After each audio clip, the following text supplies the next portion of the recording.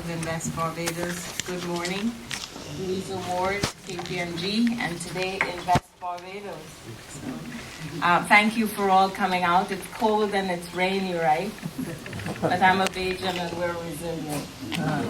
So, I wanted to give a testimonial too, and all of the others don't get to do it, and I don't. But being a Bajan, I moved to Barbados 24 odd years ago. What I found then was a lifestyle which was really easy. I found a work environment which was sophisticated and as Ken says, allowed me to stay excited about living there. A workforce that was very, very dedicated and remains that way to getting the job done. And a location, I think, that provided me with access to all of your global markets. That includes the proximity to Miami so that I could go shopping, and to New York because you're only a couple hours away. So what more could you ask for living in Barbados, right? When we do look at the value proposition, I think there are a host of reasons why a company would want to operate from Barbados and why an individual in particular would want to live in Barbados. As a tax professional, and that's what I come to speak on, as a tax professional, the Converge platform now provides a unique opportunity, as Latanya was saying, to carry on international business and for companies to pay effective tax rates of 2 or 3%, of individuals even to pay effective tax rates of about 9.98, 10%. So that's important as well. I think that paramount to the Barbados offering is a well-educated workforce. And as we enter a world where economic substance, as you've heard, is our buzzword, you will find that historically we've been able to attract the people that we need, and that we won't have an issue with finding people who can work in the banking environment, in the insurance environment, be it facilitating the sales functions that we need facilitated in order to conduct business, because we simply have in the past, and we have the people available now to carry out the functions.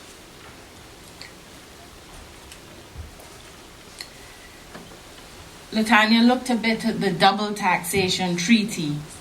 35 countries plus the CARICOM double tax treaty, which covers another 11 countries, 46 in all. In addition to having bilateral investment treaties with other major partners.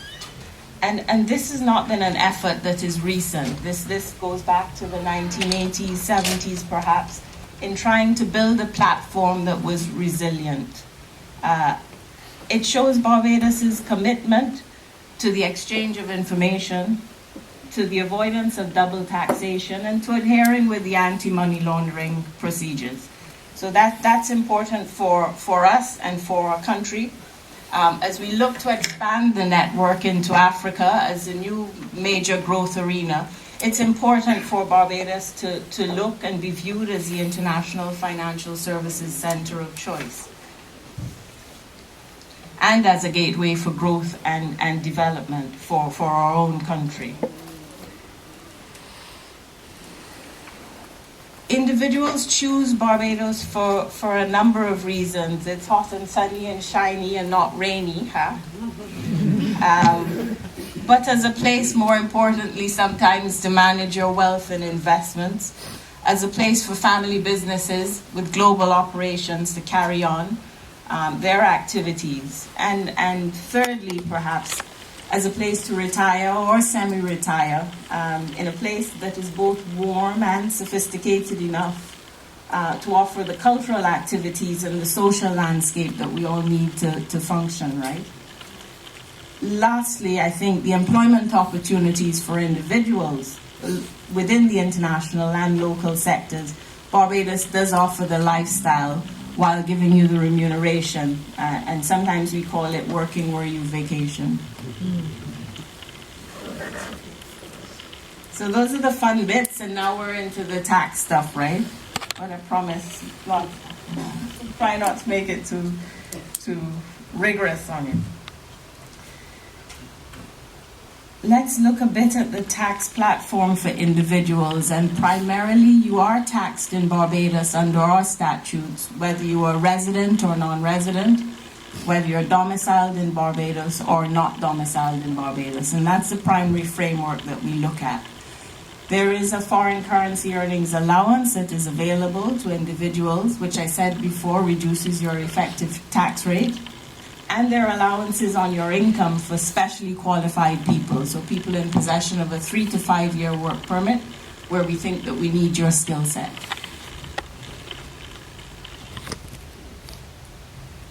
Our framework is pretty simple in its personal tax form. The first $12,500 of your income is subject to tax at 0%. The next $25,000 at 12.5%, and anything in excess of that at 28%. And that's a platform that's applicable to most of us who are resident and domiciled there. If you're an individual and you have a base of foreign currency and you're able to remit that foreign currency through our banking system, then we do give a credit for that. Barbados has an exchange control regime, and we do look at the foreign currency earnings that we have. So if over 81% of your income is in foreign currency as compared to your total income, you get a credit against the tax payable of about 65%. And that takes that tax rate of about 28% down to just under 10%. So it's attractive for high net worth individuals who want to come to Barbados and be taxed on a remittance basis.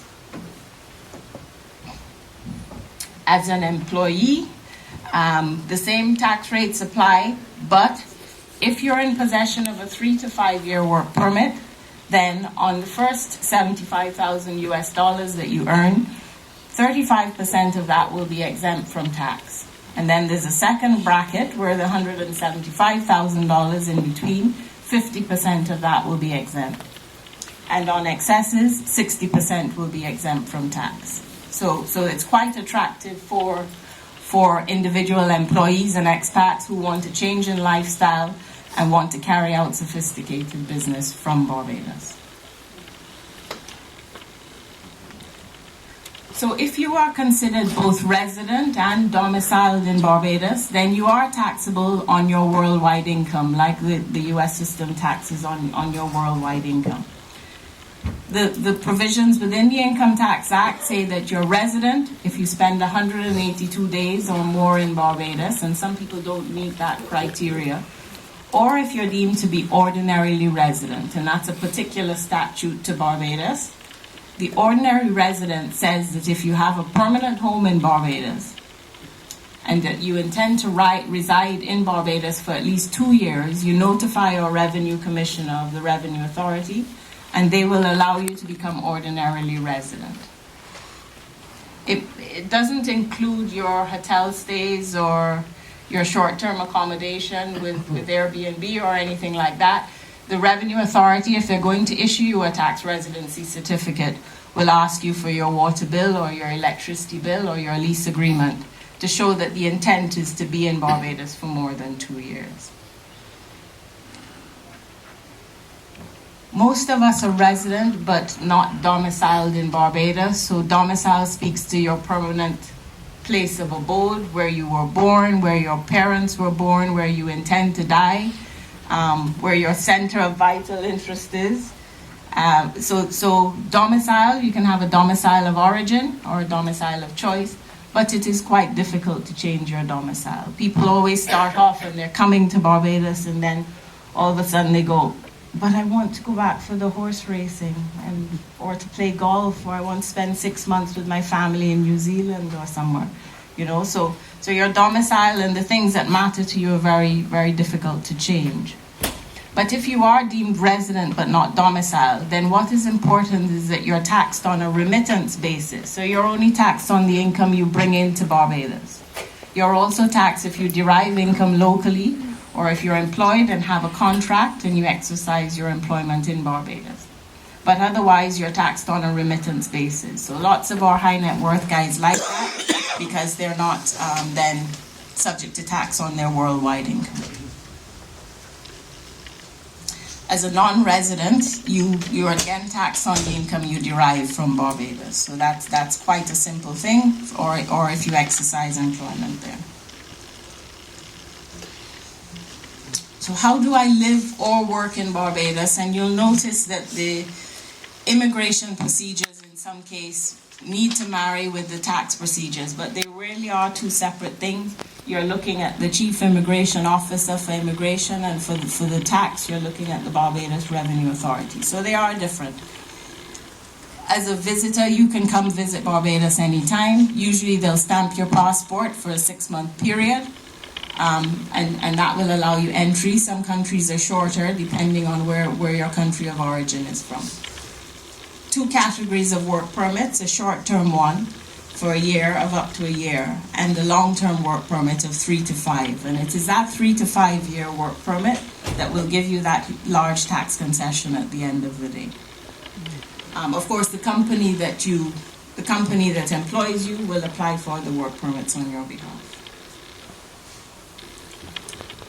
For what we refer to as high net worth individuals, where your global assets are in excess of $5 million US, and that's our threshold, where you are indeed going to invest in Barbados, either in property or some other form, more than $2 million US, then you can apply for what we refer to as an indefinite special entry permit.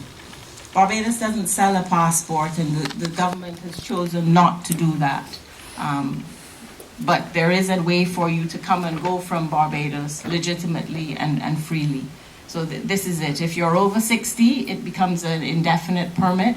If you're under 60, it becomes a 10-year or more permit. But you should have that threshold of $5 million in global assets and $2 million in investments. And the permit, of course, has a cost and can be extended to your spouse and dependents.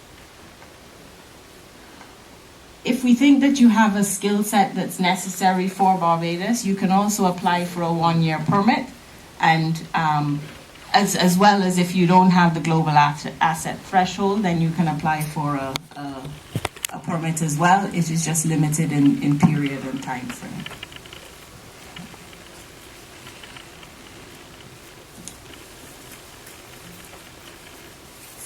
For high net worth individuals, then, I think in summary, you're resident and domiciled, or more to your case, you're resident but not domiciled, so you're therefore taxed on a remittance basis instead of on your worldwide income.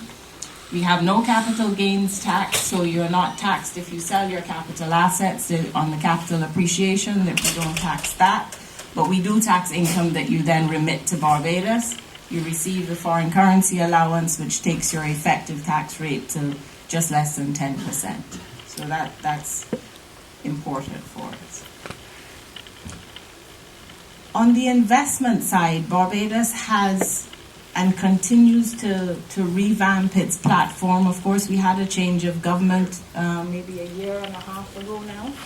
So the current government has looked to facilitate business, has looked to improve all the administrative processes, some of which may be outdated for this or for today's platforms. So legislatively, there are lots of changes to bring the statutes up to date and the law record books up to date. From a legal standpoint, they're revamping all the court systems to make things faster and quicker. Marlon will tell you a little bit later about the stock exchange and some of the exciting and snazzy things that are going on there. And really, there's a lot of domestic investment that can be made. On the tourism side, on the hotel industry, of course, that's always a big catch for us because it employs a lot of people. Bridgetown is being redeveloped. There's a green energy park being put in. And so we will see a lot of the kind of solar technology and the biomass technology and that kind of function being brought into Barbados. We have mandates to become renewable energy compliant by 2030, I think it is. So a lot of changes taking place to bring the country in line with global standards and to keep us up to date and snazzy, as we say. Of course, the devil is in the detail always, so whatever I said, you need to double check. But thanks for speaking. Thanks for allowing me to speak this morning.